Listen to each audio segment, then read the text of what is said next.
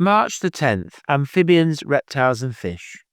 March usually sees the common frog in amplexus, that is, the smaller male gripping the larger female under the armpits with his nuptial pads.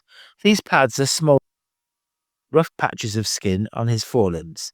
There is no great courtship to talk of, with the male gripping pretty well anything, even a human finger, once excited by a female's presence. Shortly after the eggs are laid, they swell and float to the surface.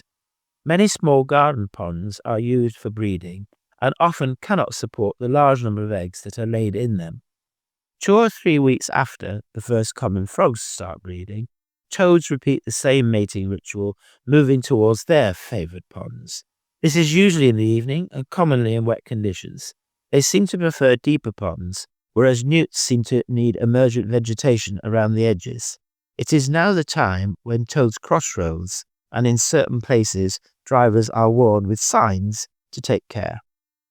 Newts are also making their way to freshwater in order to breed. The smooth, palmate and great crested newts are all indigenous to London. The first is most common and has no jagged crest along its back. The palmate newt is the smallest and possesses webbed feet and a small projecting filament from the tip of its tail. Neither of the other two have this filament. The protected great crested newt is one of London's most formidable looking animals, fully deserving its alternative name of water dragon. Now he is in fine breeding colours. His underside is bright orange, and on his black warty back he has a handsome jagged crest running its entire length. This month, newts select a chosen female and commence their unusual courtship. This involves him waving his tail in front of her until she reacts favourably. He then deposits a small white bag of sperm.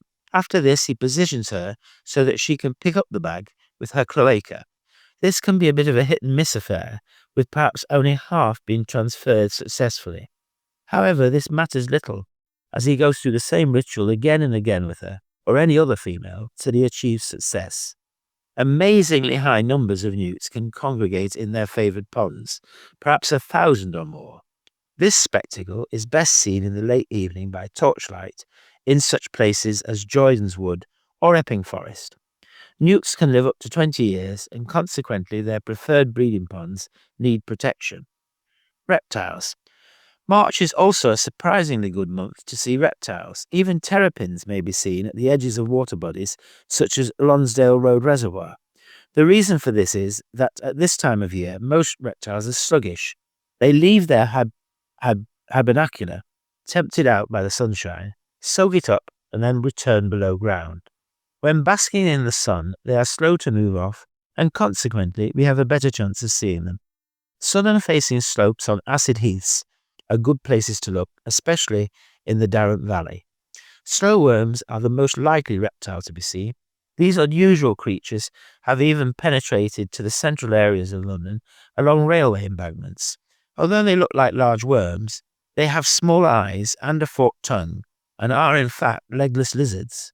Half of their length or more is their tail, which they can happily leave behind if seized, later growing a new, blunt-ended one. Hayes Common is a place to look for them. More care needs to be exercised observing snakes, as we have a venomous one, the adder. Adders are not as easy to identify as some people would suggest. Markings differ between male and female, and both can be quite different colours. The famous zigzag pattern along the back is not always pronounced, and darker forms can easily be confused with grass snakes. Finer points to separate these two species, such as the black bars on the back of the grass snake and the yellow or orange crescent on the back of their heads, are often missed. Few people get close enough to see the beautiful red eye of the adder with its diamond-shaped pupil, but they may notice the V-shaped marking on its head. Generally speaking, if you see a large olive-coloured looking snake, it is likely to be a grass snake, and if you see a smaller, up to 1/2 meter long, snake with a zigzag back, it is likely to be an adder. Any confusion, and it is wise to retreat, taking care as you do so. Fish. In quiet stretches of rivers, there is now a possibility that early spawners such as pike, perch and stone loach could be laying their eggs. Dace in places such as Hampton Court and the River Wandle, they could be doing the same. Dace can be confused with roach but have a yellow eye rather than a red one.